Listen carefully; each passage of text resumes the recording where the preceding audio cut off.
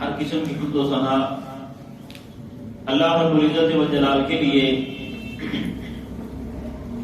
لا تعداد بے شمار ان کی درود و سلام سیدنا و سید الاولین والآخرین شفیع المذنبین رحمت للعالمین احمد مجتبی جناب محمد رسول اللہ صلی اللہ علیہ وآلہ وسلم کی ذات گرامی پر قابل سات احترام معزز و محترم سامعین حضرات، جناب محمد رسول اللہ صلی اللہ علیہ وسلم کا دیدار کرنا یہ بڑے شرف کی بات ہے، اور جس بندے کو بھی ایمان کی حالت میں آپ کا دیدار نصیب ہو گیا وہ سیدھا جنت میں چلا گیا۔ یعنی یہ اتنے بڑے شرف کی بات ہے، کچھ بھی نہ کیا ہو، صرف کلمہ پڑھ کے جناب محمد رسول اللہ صلی اللہ علیہ وسلم کو ایک نظر دیکھنے سے بندہ دنیا سے جاتا ہے تو اللہ رب العزت و جلال کی جنت میں داخل ہو جاتا ہے۔ لیکن یہ شرف مقدر والے لوگوں کو ملا، جناب صحابہ کرام رضوان اللہ علیہم اجمعین کو اللہ رب العزت و جلال نے یہ شرف دیا کہ وہ ایمان بھی لائے، کلمہ بھی پڑھا، اور جناب محمد رسول اللہ صلی اللہ علیہ وسلم کا جی بھر کے دیدار بھی کرتے رہے۔ یہ تو قسمت اور مقدر کا کھیل ہے۔ ایسے بھی لوگ آئے کہ سال ہر سال کا سفر کر کے مدینہ میں پہنچے کہ ہم بھی اللہ کے رسول کا دیدار کریں اور صحابی کا شرف حاصل کریں، لیکن جب وہاں پہنچے تو پتہ چلا کہ جناب محمد رسول اللہ صلی اللہ علیہ وسلم کو تو اللہ رب العزت و جلال کے پاس پہنچے ہوئے ایک ہفتہ ہو گیا۔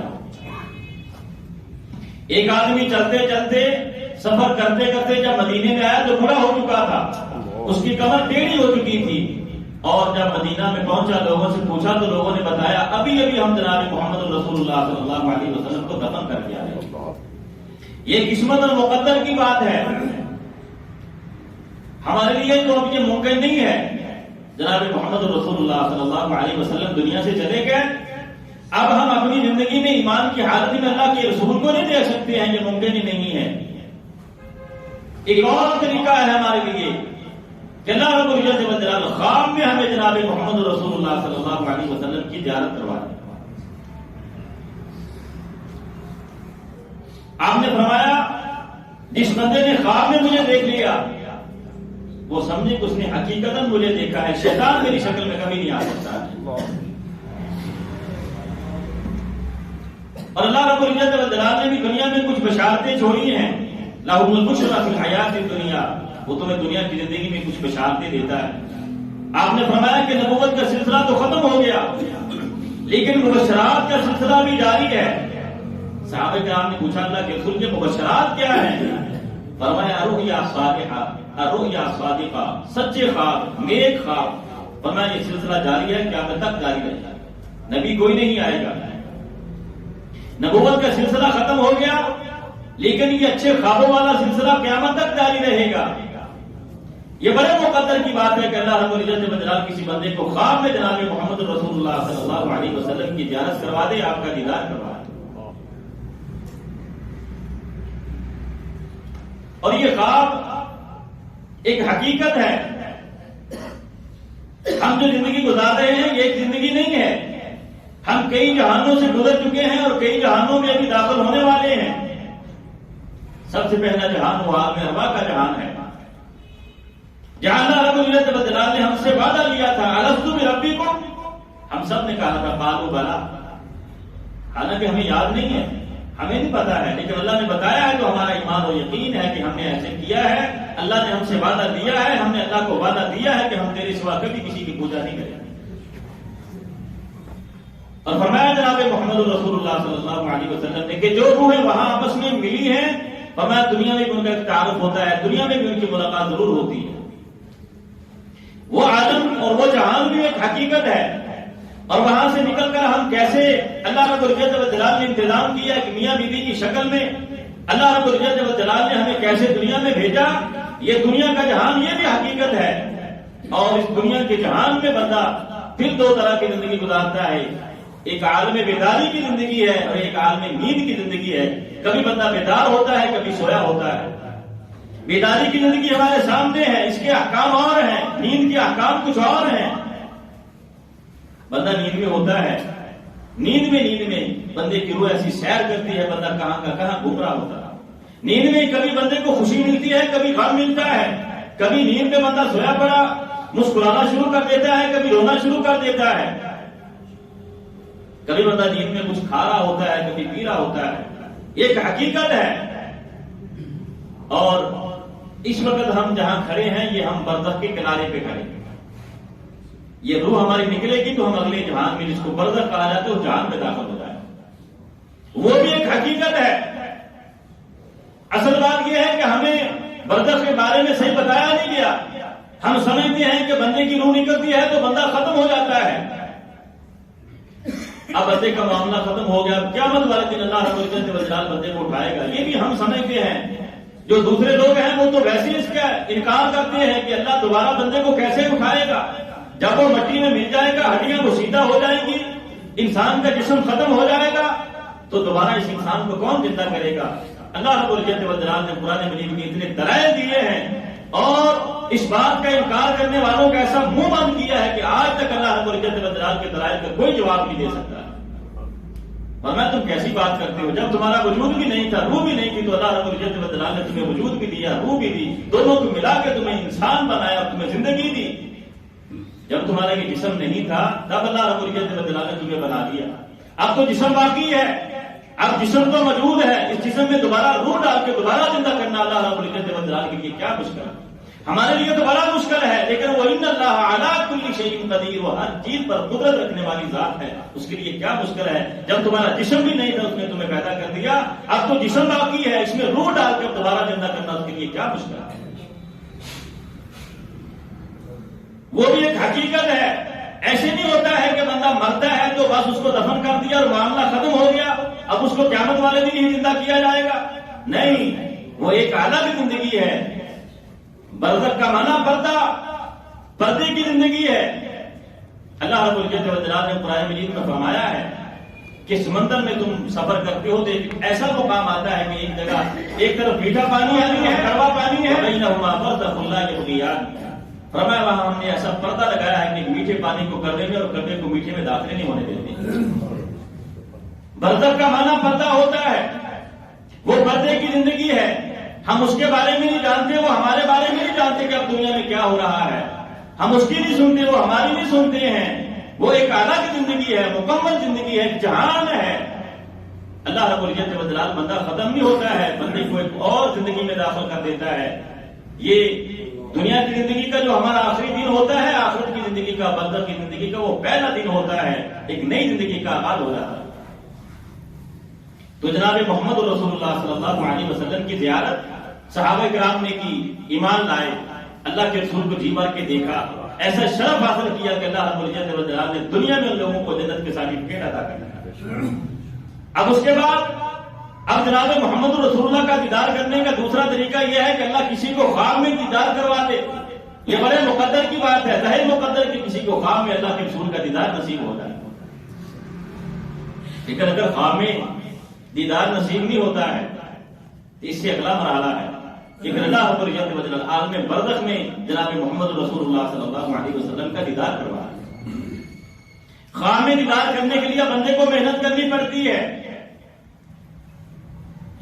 کوئی بھی بندہ جب کثرت سے جناب محمد رسول اللہ صلی اللہ علیہ وسلم پر درود پڑھتا ہے، اللہ رب العزت والجلال اس بندے کو پھر اللہ کے اپنے حبیب کا دیدار کروا دیتا ہے.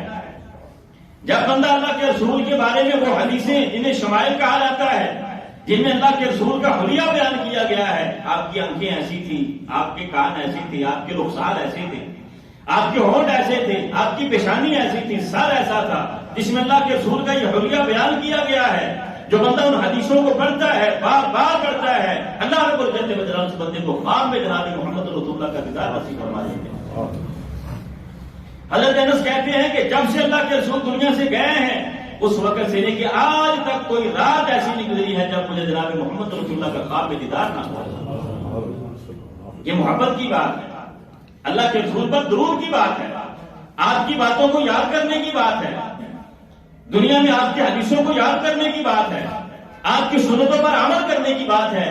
یہ پابندی ہے کہ میں اللہ کے رسول کی سنتوں کو پابندی سے ادا کرتا ہوں۔ اللہ رب العزت وجلال ہر رات جناب محمد رسول اللہ کا دیدار مجھے کروا دیتے ہیں۔ لیکن سوچنے کی بات یہ ہے، غور کرنے کی بات یہ ہے، ان کی زندگی میں ہم نہیں تھے، ہم نے دیدار نہیں کیا، خواب میں ہو جائے تو رہے مقدر۔ اس سے اگلی بات سوچنے کی یہ ہے کہ ہم دنیا سے جائیں، عالم برزخ میں داخل ہو جائیں اور جناب محمد رسول اللہ کا ہمیں دیدار نصیب نہ ہو، تو اس سے بڑی بات وقت کی دنیا میں کیا ہو سکتی ہے؟ ایسا نہیں ہوتا ہے کہ بندہ گیا ہے تو ختم ہو گیا۔ اگر نیک ہے، جناب محمد رسول اللہ کی سنت کے مطابق زندگی گزارنے والا ہے، آپ کی سنتوں سے محبت کرنے والا ہے، اس بندے کی اندر سے روح قبض ہوتی ہے، دنیا سے جاتا ہے تو جناب محمد رسول اللہ کی مجلس میں پہنچ جاتا ہے۔ یہ ایسے بات نہیں ہے، دلائل کے ساتھ بات، بے شمار حدیثیں موجود ہیں، واقعات موجود ہیں کہ بندہ دنیا سے جاتا ہے کہ سچی محبت ہے جناب محمد رسول اللہ صلی اللہ علیہ وسلم کے ساتھ، دنیا سے جاتا ہے اور جاتے ہی اللہ کے رسول کا دیدار نصیب ہو جاتا ہے، اللہ کے رسول کی مجلس میں پہنچ جاتا ہے۔ ہمارے لیے سوچنے کا مقام یہ ہے، دنیا میں تو ہم نے دیدار نہیں کیا، اگر آخرت میں بھی ہم اللہ کے رسول کے دیدار سے محروم ہو گئے تو کیا بنے گا؟ کہیں ایسا نہ ہو کہ وہاں بھی ہمیں دیدار نصیب نہ ہو۔ ایسے عمل کر کے جائیں، ایسی تیاری کر کے جائیں، سنتوں سے ایسی محبت کر کے جائیں کہ ہم دنیا سے جائیں تو اللہ کے رسول کی مجلس میں پہنچ جائیں اور جناب محمد رسول اللہ کا دیدار ہمیں نصیب ہو جائے، ایسی زندگی گزار کے جائے۔ حضرت ابوبکر صدیق رضی اللہ تعالی جب بیمار ہو جاتے ہیں، اپنی بیٹی سے پوچھتے ہیں، سیدہ عائشہ سے، بیٹی آج دن کون سا ہے؟ فرمایا پیر کا دن ہے، سوموار کا دن ہے۔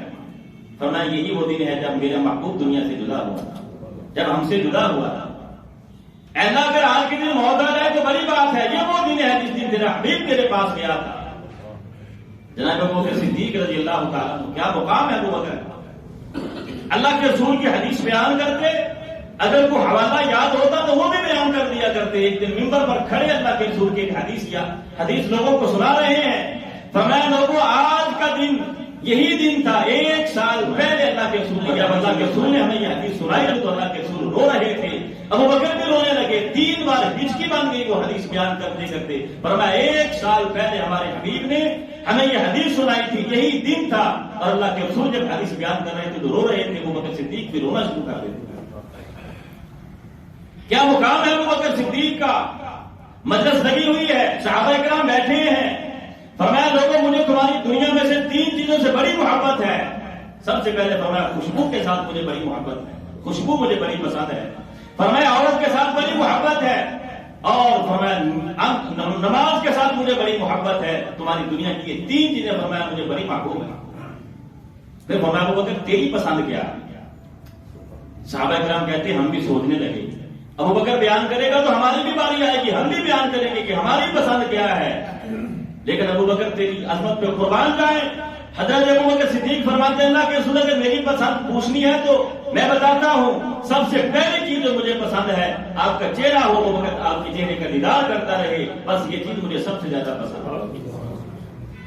اللہ کے رسول آپ کا چہرہ ہو، ابوبکر کی آنکھیں ہوں، آپ کا دیدار کرتا رہوں، مجھے سب سے زیادہ پسند یہ ہے۔ اور دوسری بات مجھے پسند کی، صحابہ کرام کہتے ہیں جب ابوبکر صدیق نے یہ پہلی چیز بیان کی، ہم نے سوچنا ہی ختم کر دیا کہ ابوبکر صدیق بازی لے، اس سے بڑی ہم بات کیا سوچ سکتے ہیں؟ ابوبکر تیری سوچ بڑی اعلیٰ ہے، تیرا ضرب بڑا اعلیٰ ہے، تیرا دماغ بڑا قیمتی ہے، تو نے کتنی بات سوچی ہے کہ اللہ کے رسول کا چہرہ ہو، ابوبکر صدیق کی آنکھیں ہوں، ابوبکر جناب محمد رسول اللہ کا دیدار کرتا ہے، ابوبکر کا مال ہو، محمد رسول اللہ کا اشارہ ہو، سارا مال قربان کر دوں، ابوبکر صدیق کی بیٹی ہو اور محمد رسول اللہ کی زوجہ ہو، ابوبکر کو سب سے پسند ہے۔ فرمایا بیٹی آج کے دن اگر مجھے موت آ جائے تو میرے دفن میں، میری تجہیز و تکفین میں دیر نہ کرنا، اس لیے کہ میں چاہتا ہوں کہ مجھے موت آئے تو فوراً جناب محمد رسول اللہ کی مجلس میں پہنچ جاؤں، میں اپنے حبیب کے ساتھ مل جاؤں جا کے، میں اپنے محبوب کے ساتھ مل جاؤں جا کے، دیر نہ کرنا، تاخیر نہ کرنا، اگر مجھے موت آ جائے جلدی مجھے دفن کر دینا تاکہ میں اللہ کے رسول کے پاس پہنچ جاؤں۔ بندہ نیک ہو، متقی ہو، پرہیزگار ہو، جناب محمد رسول اللہ سے سچی محبت اس نے بات رکھی ہو، آپ کی سنتوں سے محبت ہو، بندہ دنیا سے جاتا ہے تو جناب محمد رسول اللہ کا دیدار نصیب ہو جاتا ہے۔ کیا بات ہے ابو بکر صدیق کی رضی اللہ تعالی۔ اللہ رب العزت والجلال نے ہمیں دنیا میں تو یہ موقع نہیں دیا، لیکن ایسا نہ ہو کہ ہم آخرت کا یہ موقع بھی گنوا بیٹھے۔ حضرت عثمان رضی اللہ تعالی جب لوگوں نے محاصرہ تنگ کر دیا، گھر سے نہیں نکلنے دیتے، مسجد میں نماز پڑھنے کی بھی اجازت نہیں ہے حضرت عثمان کو رضی اللہ تعالی۔ آپ سو رہے ہیں، خواب میں جناب محمد رسول اللہ کا دیدار نصیب ہوتا، آپ بیدار ہوئے، اپنی بیوی سے کہتے ہیں کہ میرا وہ پجامے والا سوٹ مجھے دو، اس لیے کہ ایسا نہ ہو کہ دشمن جن لوگوں نے میرا محاصرہ کیا ہوا ہے میرے اوپر حملہ کریں اور میرا سطر کھل جائے۔ وہ پجامے والا سوٹ مجھے دو جس میں میرا سطر کھلنے کا کوئی ڈر نہ ہو۔ یہ شرم و حیا ہے حضرت عثمان غنی رضی اللہ تعالی۔ اور فرمایا کہ مجھے خواب میں جناب محمد رسول اللہ کا دیدار نصیب ہوا ہے۔ آپ نے فرمایا کہ عثمان آج شام کو ہمارے ساتھ تمہیں روزہ افطار کرنا، 40 دن سے کچھ نہیں کھایا میں نے۔ اللہ کے رسول نے خواب میں مجھے یہ بتایا ہے کہ آج شام کو میری افطاری ہمارے ساتھ ہے، اور خوش ہوتے ہیں کہ آج میں اپنے حبیب کے ساتھ مل جاؤں گا، مجھے میرے محبوب کا دیدار نصیب ہو جائے۔ جناب محمد رسول اللہ صلی اللہ علیہ وسلم کی زندگی کے آخری لمحات ہیں، آپ کی ازواج مطہرات امہات المومنین جمع ہے۔ فرماتی اللہ کے رسول ہمیں جو نظر آ رہا ہے یوں لگتا ہے کہ آپ ہمیں چھوڑ کے جانے والے ہیں، لیکن ہمیں یہ تو بتا دیں کہ سب سے پہلے آپ کے ساتھ کس کی ملاقات ہوگی ہم میں سے؟ اللہ کے رسول صلی اللہ علیہ وسلم فرماتے ہیں کہ جس کے ہاتھ سب سے زیادہ لمبے ہیں، فرمایا وہ سب سے پہلے مجھے آ کے ملے۔ اللہ کے رسول صلی اللہ علیہ وسلم دنیا سے چلے گئے، ازواج مطہرات جمع ہوئی، فرمایا کہ ان سے کوئی دھاگا تلاش کرو، ہم ہاتھوں کی پیمائش کریں گے کس کے ہاتھ لمبے ہیں۔ دھاگا لیا، ہاتھوں کی پیمائش شروع کرتی، جب دیکھا تو سب سے لمبے ہاتھ سیدہ ام المومنین حضرت سودا رضی اللہ عنہا کی۔ تو کہتی ہم نے یہ سوچ لیا کہ اس کا مطلب یہ ہے کہ اب ہم میں سے سب سے پہلے جس کو موت آئے گی وہ حضرت سودا رضی اللہ تعالی۔ اب ہمارے ذہن میں یہی بات تھی، لیکن ہم میں سے سب سے پہلے جس کو موت آئی فرمایا وہ سیدہ زینب تھی رضی اللہ تعالی۔ جب سیدہ زینب کی وفات ہوئی تو ہمیں اس وقت جناب محمد رسول اللہ کی حدیث کی سمجھ آئی۔ اس سے پتہ چلتا ہے اگر حدیث کی سمجھ نہ آئے تو حدیث کو ٹھکرایا نہیں جاتا ہے، اس کو سمجھنے کی کوشش کی جاتی ہے۔ اگر آج سمجھ نہیں آئی ہے تو کل آ جائے گی، کل نہیں آئی ہے تو پرسوں آ جائے گی۔ کسی کی حدیث کا انکار نہیں کرتے ہیں۔ حدیث کا انکار کرنا قرآن کا انکار کرنا ہے، اور قرآن کا انکار کرنا اللہ رب العزت والجلال کی ذات کا انکار کرنا۔ حدیث کا انکار نہیں کرتے ہیں، نہیں سمجھ آئی ہے تو آ جائے گی، کسی اور سے پوچھنے سمجھ آ جائے گی۔ نبی کی بیویوں کو حدیث کی سمجھ نہیں آئی، لیکن جب سیدہ زینب کی وفات ہوئی تو تب سمجھ آئی کہ اللہ کے رسول نے جو یہ کہا تھا کہ جس کے سب سے زیادہ لمبے ہاتھ ہیں وہ سب سے پہلے مجھے ملے گی، اس کا مطلب یہ ہاتھ نہیں ہے، اس کا مطلب یہ تھا کہ جو سب سے زیادہ صدقہ خیرات کرنے والی۔ اور حضرت زینب گھر میں سارا دن کام کار کرتی، کپڑے بناتی، کپڑے بنتی، سوٹ کاٹتی، اور جو بھی وہاں سے رقم ملتی تجارت کرتی وہ ساری کی ساری غریبوں میں تقسیم کر دیا کرتی تھی، سب سے زیادہ اللہ کے راستے میں صدقہ کرنے والی۔ اور اس سے یہ بات بھی سمجھ آتی ہے کہ دنیا میں جو بندہ جتنا زیادہ صدقہ کرنے والا ہے، جتنا بڑا سخی ہے، اللہ رب العزت والجلال کی رضا کے لیے لوگوں میں تقسیم کرنے والا ہے، اسے موت آتی ہے تو سیدھا جناب محمد رسول اللہ کی مجلس میں پہنچ جاتا ہے، وہ سیدھا جناب محمد رسول اللہ صلی اللہ علیہ وسلم کی مجلس میں پہنچ جاتا ہے۔ ایک اور حدیث جناب محمد رسول اللہ صلی اللہ علیہ وسلم کی، ہمیں چونکہ شوق نہیں ہے، ہمارے اندر یہ جذبہ نہیں ہے، دنیا کا ایسا غلبہ ہے کہ بس دنیا کمانے میں مگن ہے۔ کبھی کسی بندے نے، کوئی بندہ نہیں کہہ سکتا ہے کہ میں نے کبھی رات کو اللہ سے یہ دعا کی ہوگی یا اللہ آج رات مجھے جناب محمد رسول اللہ کا دیدار نصیب کر۔ کبھی کسی نے دعا کی ہے کہ آج رات مجھے جناب محمد رسول اللہ کا دیدار نصیب ہو جائے؟ اس لیے کہ ہمیں شوق ہی نہیں ہے، ہمارے اندر وہ جذبہ ہی نہیں ہے، ہمیں پتہ ہی نہیں ہے کہ یہ دیدار کتنا قیمتی دیدار ہے جناب محمد رسول اللہ صلی اللہ علیہ وسلم۔ آپ نے فرمایا لوگوں الا انی فرضتکم علی الحوض، فرمایا میں قیامت والے دن حوض کوثر پر تمہارا انتظار کروں گا۔ فرض کا معنی ہوتا ہے کسی قافلے سے پہلے جو بندہ آگے ہوتا ہے وہاں جا کے انتظام کرتا ہے کہ قافلہ آ رہا ہے، قافلے نے یہاں ٹھہرنا ہے، پانی کا انتظام کرنا، ان کے رہنے کا انتظام کرنا، اس بندے کو فرض کہا جاتا ہے۔ فرمایا میں حوض کوثر پر جاؤں گا، اللہ رب العزت والجلال کے حکم سے وہاں پورا انتظام کروں گا تمہارے لیے۔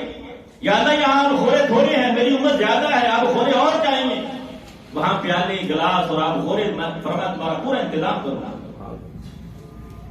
اور ساتھ فرمایا ولا تسودوا وجہی، دیکھنا وہاں مجھے رسوا نہ کر دینا، وہاں مجھے رسوا نہ کر دینا۔ ولا تسودوا وجہی، اس کا لفظی معنی تو کچھ اور ہے۔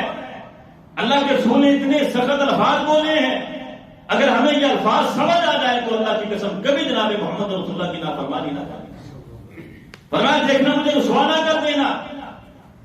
یہ بات ایسے نہیں سمجھ آئے گی آپ کو، آسان یوں سمجھ لیں، کسی بندے نے اپنی بیٹی کی شادی طے کی ہوئی ہو، شادی کا دن آ جائے، بارات آنے والی ہے، پورا انتظام کیا ہو، کھانا بھی پک چکا ہو، برتن بھی آ چکے ہو، پورا انتظام مکمل ہے، اب انتظار صرف بارات کا ہے کہ بارات کب آ رہی ہے، اور بارات والوں کی طرف سے فون آ جائے کہ ہم یہ شادی نہیں کرتے، ہمارا شادی کرنے سے انکار ہے۔ ایمانداری سے بتائیں اس باپ پر کیا گزرے گی جس نے یہ سارا انتظام کیا۔ فرمایا میں وہاں تمہارا انتظار کروں گا، میں انتظام کروں گا، اور تم گناہوں سے لت پت وہاں جاؤ اور میرے پاس نہ پہنچ سکو تو پھر محمد رسول اللہ پر کیا گزرے گا۔ میں تو تمہارے لیے انتظام کروں اور تم گناہ کر کے بدعات میں کھوئے ہوئے وہاں جاؤ اور میرے سامنے آؤ تو درمیان میں دیوار کر دی جائے تو پھر محمد رسول اللہ پر کیا گزرے گی۔ ذرا سوچو اس بات پر جو گزرتی ہے جس کی بیٹی کی شادی کا وقت ہو، انتظام پورا ہو اور بارات نہ آئے، آنے سے انکار کر دے، یہ تو کچھ بھی نہیں ہے، اس سے بھی زیادہ رسوائی ہے جناب محمد رسول اللہ صلی اللہ علیہ وسلم کی کہ اس کی امت گناہوں میں لت پت وہاں جائے اور درمیان میں دیوار کھڑی کر دی جائے۔ فرمایا میں تمہارا وہاں انتظار کروں گا، ولا تسودوا وجہی، لیکن مجھے رسوا نہ کر دینا، میرے لیے پریشانی کا سبب نہ بن جانا، نیکیاں کما کے آنا، ساری امتیں دیکھ رہی ہوں، سارے نبی دیکھ رہے ہوں گے کہ یہ نبی اپنی امت کے لیے انتظام کر رہا ہے، اور اگر اس امت کو درمیان سے روک دیا جائے، ہٹا دیا جائے تو پھر میرا کیا بنے گا۔ ولا تسودوا وجہی، فرمایا دیکھنا مجھے رسوا نہ کرنا۔ آپ کا دیدار ہوگا اعمال سے، نیکیوں سے، سنتوں سے محبت ہے، اللہ کے رسول کی ایک ایک ادا سے جس بندے کو محبت ہوتی ہے، اللہ رب العزت والجلال دنیا میں خواب کے ذریعے اس بندے کو دیدار کروا دیتا ہے۔ اگر دنیا میں نہیں ہوتا ہے، جیسے ہی وہ بندہ دنیا سے جاتا ہے، اللہ رب العزت والجلال اس بندے کو جناب محمد رسول اللہ کی مجلس میں جگہ دے دیتا ہے۔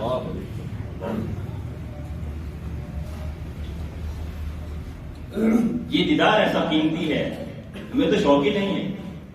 صحابہ کرام تو تڑپتے تھے، تھوڑی دیر کے لیے بھی اگر جناب محمد رسول اللہ کا دیدار نہیں ملتا تھا تو پریشان ہو جاتے تھے، گھر میں جاتے تھے بے چین ہو جاتے تھے، واپس مسجد میں آ جاتے تھے کہ اللہ کے رسول کا دیدار ہوگا تو ہمیں سکون ملے، ہماری پریشانی دور ہوگی، ہماری بے چینی دور ہو جائے گی۔ اللہ رب العزت والجلال نے ہجرت کے لیے جناب محمد رسول اللہ صلی اللہ علیہ وسلم کو حکم دے دیا، اب مکہ کو چھوڑے مدینہ میں چلا جائے۔ سید عائشہ کہتے ہیں سخت دوپہر کا وقت تھا جب جناب محمد رسول اللہ صلی اللہ علیہ وسلم ہمارے گھر میں آئے، اور فرماتی ہیں کہ کوئی دن ایسا نہیں ہوتا تھا جب اللہ کے رسول ہمارے گھر میں نہیں آیا کرتے، لیکن آپ کی روٹین کیا عصر کی نماز کے بعد آیا کرتے تھے۔ اس دن آپ سخت دوپہر میں ہمارے گھر میں آ رہے تھے، ہم پریشان ہو گئے، میرا باپ بھی پریشان ہو گیا کہ کیا بات ہے، اللہ کے رسول اتنی دوپہر ہمارے گھر آ رہے ہیں۔ جب آپ آئے آپ نے فرمایا کہ ابو بکر اپنے گھر والوں کو ذرا الگ کرو، تم سے ایک راز کی بات کرنا۔ تو ابو بکر صدیق نے کیا فرمایا، انما اہلکم، اللہ کے رسول یہ سارا آپ کا ہی گھر ہے، جیسے میں آپ کا وفادار ہوں، میں آپ کا رازدار ہوں، میرا پورا گھر آپ کا وفادار اور رازدار ہے، اس گھر سے کبھی آپ کا راز باہر نہیں جا سکتا ہے، یہ سارا آپ کا ہی گھر ہے۔ فرمایا اللہ رب العزت والجلال نے مجھے اجازت دے دی ہے میں کہ مکہ کو چھوڑوں اور ہجرت کر کے مدینہ میں چلا جاؤں۔ ابو بکر صدیق رونے لگے، فرمایا ہوتے کیوں، اللہ کے رسول آپ چلے جائیں گے تو ابو بکر کا کیا بنے گا، ابو بکر تو آپ کے دیدار کے بغیر جی نہیں سکتا ہے، ابو بکر کا کیا بنے گا۔ آپ نے فرمایا کہ اللہ رب العزت و جلال نے آسمانوں سے تیرا نام لے کے کہا ہے کہ ابو بکر صدیق کو بھی ساتھ لے کے جاؤ. سیدہ عائشہ کہتی ہے میں نے پہلی بار دیکھا کہ کوئی بندہ روتے روتے مسکرانا شروع کر دے. میں نے اپنے باپ کو دیکھا کہ میرے باپ کے آنکھوں سے آنسو جاری تھے اور مسکرا رہا تھا. یہ سن کر کے اللہ رب العزت و جلال نے تجھے بھی ساتھ جانے کی اجازت دی. وہ تو تھوڑی دیر کے لیے بھی اللہ کے رسول کے دیدار سے محروم ہو جاتے تھے تو بے چین ہو جاتے تھے, بے قرار ہو جاتے تھے, سکون ہی نہیں ملتا تھا دنیا میں ان لوگوں کو. دوڑتے تھے جناب محمد رسول اللہ کا دیدار کرنا. فتح مکہ ہے, صحابہ کرام کہتے ہیں ہم ایسے لوگوں کو مار رہے تھے کہ جو ہمیں دیکھتا قریشی ہوتا, دوسرا تیسرا ہوتا, ہمیں دیکھ کر بیٹھ جاتا تھا, ہم گردن پہ تلوار مار کر اس کی گردن اڑا دیتے. ابو سفیان آیا, اللہ کے رسول اس طرح سے اگر آپ نے یہ قتل کیا, لوگوں کو مارا تو قریشیوں کی نسل ختم ہو جائے گی. آپ نے فرمایا کہ جو بندہ بھی ابو سفیان کے گھر میں داخل ہو جائے گا اس کو امان ہے, جو بیت اللہ میں داخل ہو جائے گا اس کو بھی امان ہے, جس نے اپنے گھر کا دروازہ بند کر لیا اس کو بھی امان ہے. انصار صحابہ کرام رونے لگے, ایک جگہ پہ جمع ہو کے سارے رونے لگے.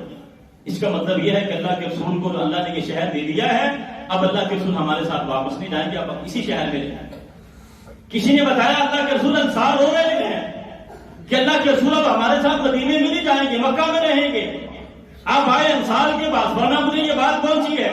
جی اللہ کے رسول, فرمایا کہ جب میں نے مکہ کو چھوڑا تھا تو اسی وقت میں نے اللہ سے وعدہ کیا تھا کہ اب میرا جینا اور مرنا تمہارے ساتھ ہے, اب میں تمہارے ساتھ ہی رہوں, مکہ میں نہیں رہوں گا.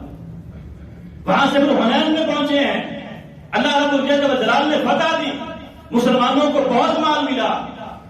جناب محمد رسول اللہ صلی اللہ علیہ وسلم کو مال تقسیم کر رہے. انصار میں سے چند لوگوں نے کہا قربانیاں ہم نے دی ہیں, جب ان کو کہیں کوئی سہارا نہیں ملتا تھا تو سہارا ہم بنے ہیں. اب مال تقسیم کرنے کی باری آئی ہے تو سارا ان لوگوں کو دے رہے ہیں جو ابھی ایمان لائے ہیں, ابھی مسلمان ہوئے ہیں, ان لوگوں میں سارا مال تقسیم کیا جا رہا ہے. قربانیاں ہم نے دی ہیں, مارے ہم نے کھائی ہیں اور مال ان لوگوں میں تقسیم ہو رہا ہے. آپ کو پتا چلا, اللہ کے رسول آ گئے, فرمایا تم نے یہ بات کی ہے. انصار نے کہا اللہ کے رسول ہم میں سے کچھ نوجوان ان لوگوں نے یہ بات کی ہے. نوجوانوں نے کیوں نہیں کیا پتا؟ فرمایا تمہیں اپنا احسان تو یاد ہے کہ تم نے ہمیں جگہ دی, تم نے ہمیں رہنے کے لیے گھر دیا, تم نے ہمیں کھانے کے لیے کھانا دیا, لیکن ہمارا احسان یاد نہیں ہے کہ یہ لٹے پھٹے قافلے جو وہاں پہنچے ان کی وجہ سے اللہ رب العزت و جلال نے تمہیں ایمان کی دولت سے نوازا ہے. تم گمراہ تھے, اللہ رب العزت و جلال نے تمہیں ہدایت دی ہے. تم جہنم کے راستے پہ چل رہے تھے, اللہ رب العزت و جلال نے تمہیں جنت کے راستے پہ چلا دیا. تمہیں ہمارا احسان یاد نہیں ہے. اور پھر فرمایا انصاریو کیا تم اس بات پر خوش نہیں ہو کہ کوئی اپنے گھر میں بکریاں لے کے جائے, کوئی اپنے گھر میں بھیڑیں لے کے جائے, کوئی اونٹ لے کے جائے, اور تم جب چاہو تو جناب محمد رسول اللہ کو ساتھ لے کے جاؤ. کیا تم اس بات پر خوش نہیں ہو؟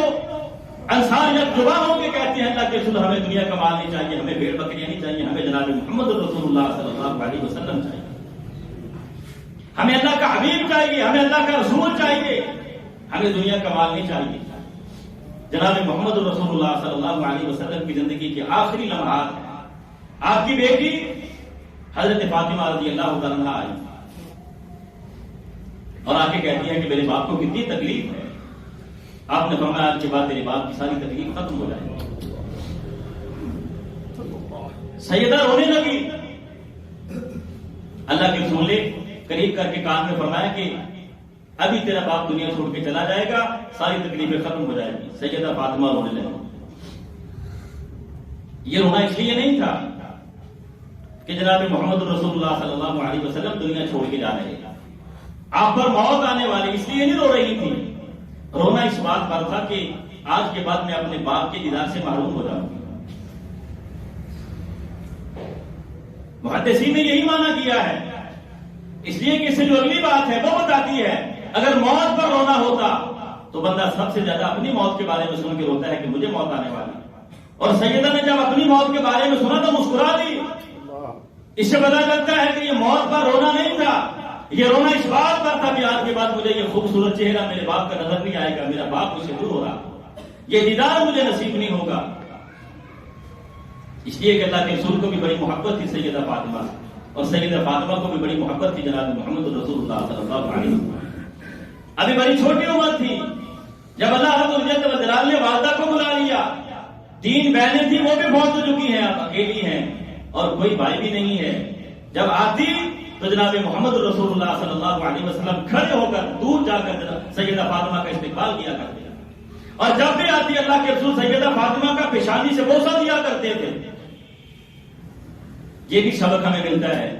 بیٹیوں کو دھکے دینے والوں، بیٹیوں سے نفرت کرنے والوں، جناب محمد رسول اللہ کی سیرت ہمیں یہ بتاتی ہے نماز میں نفرتین کرنا ہی سنت نہیں ہے، صرف آمین بالچار کہنا سنت نہیں ہے. یہ بھی سنت ہے کہ جب بیٹی دروازے پہ آئے تو بیٹی کی باتیں پہ بوسہ دینا اور بیٹی کا استقبال کرنا بھی جناب محمد رسول اللہ کی سنت ہے.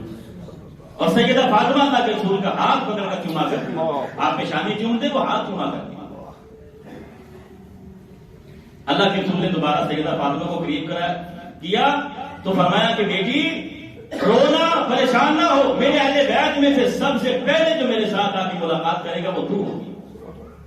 تو سیدہ فاطمہ مسکرانے لگی.